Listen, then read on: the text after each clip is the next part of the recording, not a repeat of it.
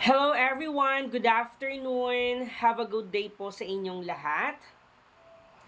Ayan, i-discuss po natin ang inductive and deductive reasoning. Pero bago ang lahat, let us define first reasoning. So when I say reasoning, it is the process of thinking about something in a logical way in order to form a conclusion or judgment. It involves using existing knowledge, experiences, and information to draw inferences, make connections, and arrive at a reasoned outcome. We have types of reasoning. We have here inductive reasoning and deductive reasoning. So let us differentiate the types of reasoning. Okay, let us define first what is inductive reasoning. So this approach involves making generalizations based on specific observations or experiences. It moves from specific instances to broader conclusions, often relying on patterns and trends. While deductive reasoning, this type of reasoning starts with a general statement or premise and applies it to a specific situation to reach a conclusion. It is often characterized as a top-down approach, moving from general principles to specific applications. Now, I have here a framework which you can understand more what is inductive reasoning. So, as you can see there, so inductive reasoning from specific to general. Okay? Or let's say when we say inductive reasoning, it is logically true but realistically may or may not be true. Ayan. Okay? How about deductive reasoning? We have here general to specific. So, kabaliktaran naman siya ng inductive. Again, inductive reasoning is specific information to general information.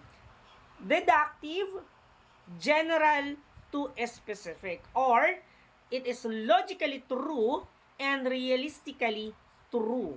Okay? So, parehas silang true. Now, for the examples of inductive reasoning, number one, let us read. All swans I have seen are white. Therefore, all swans are white. This is a classic example of inductive reasoning as it makes a generalization based on limited observations. We know now that black swans exist. Yes po. So it means yung swans, siya po yung specific. Tapos yung white, yung color, siya po yung general. Kasi ang sabi po dyan, may swans naman po na color black or siguro ibang colors. Di ba po? Next, number 2. Every time I eat peanuts, I get a rash. Therefore, peanuts cause my rash. So, this is an example of inductive reasoning, but it might not be entirely accurate. Dito na yung pumapasok na realistically may or may not be true. Okay? There could be other factors contributing to the trash. Yes.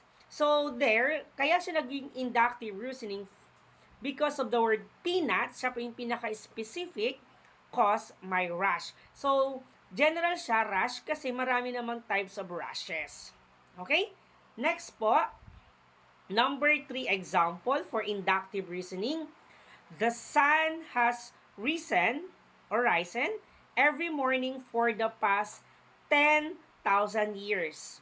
Therefore, the sun will rise tomorrow morning. This is a strong example of inductive reasoning based on a large amount of data.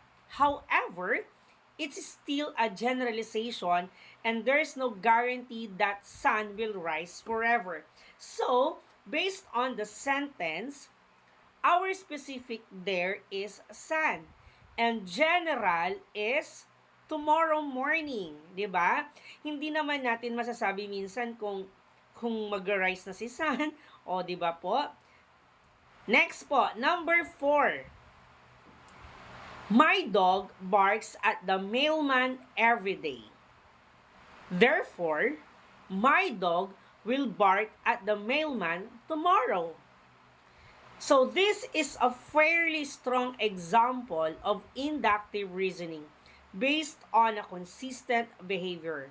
There's a high probability that the dog will bark again. So dog is the specific word there, and the general there is, the general information there is what?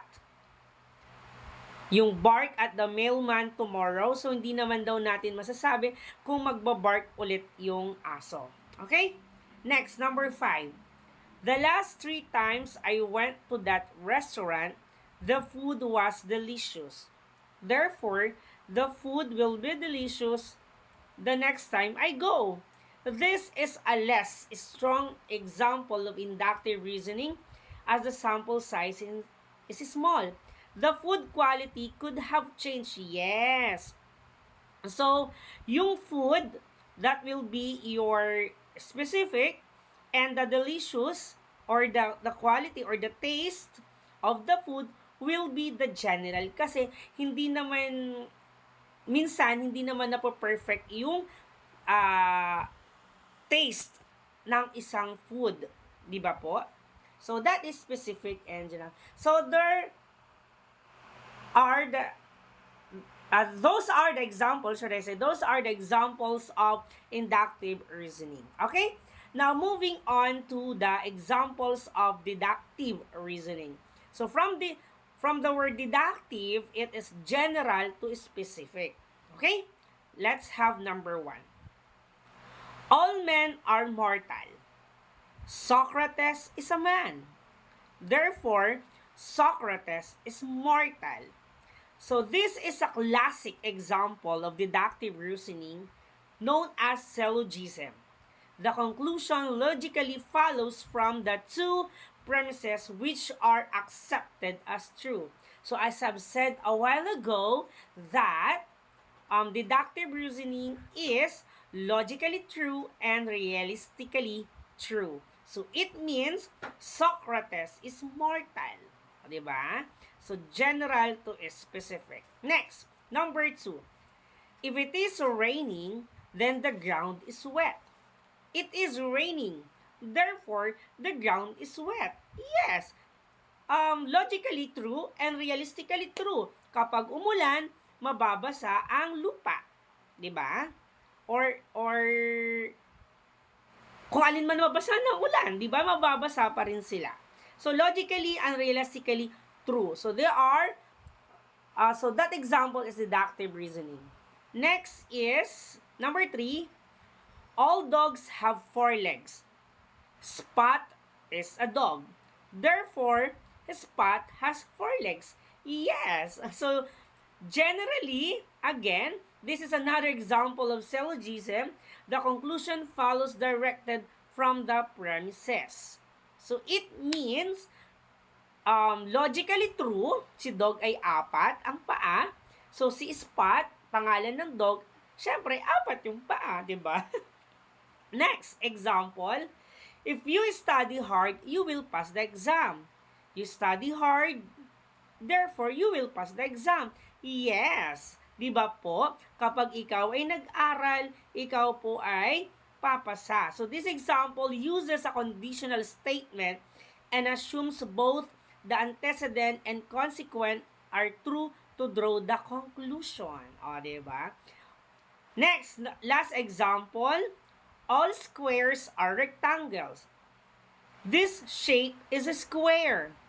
Therefore, this shape is a rectangle.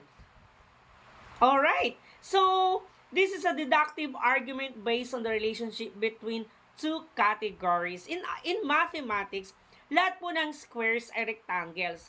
Pero si rectangles ay hindi siya pwedeng mag-square. But, the question here is, all squares are rectangle. This shape is a square. So, yung shape, ang tinutukoy dan ay yung rectangle. Therefore, this shape is a rectangle. O, diba po? So, yun po ang deductive reasoning. So, these are the importance of inductive and deductive reasoning in different fields. Actually, it is applicable, inductive and deductive reasoning is applicable to science. Ayan. Pwede po siya sa science, medicine, marketing, and law. Okay? Pakibasa na lamang po kung ano po yung application niya sa mga different fields. Meron din po tayo sa mathematics, logic, computer science, philosophy. So, I think marami pa po siyang application. So, hindi ko na po siya inilagay dyan po lahat. Alright? So, again, when we say inductive reasoning, it is specific to general. Or logically true, but realistically may or may not be true. While deductive reasoning, it is general to specific or logically true and realistically true. Alright? So, there you have it. Thank you so much. Hope you enjoyed our lesson for today. And thank you so much po for watching my tutorial video. Alright? Have a nice day. Thank you!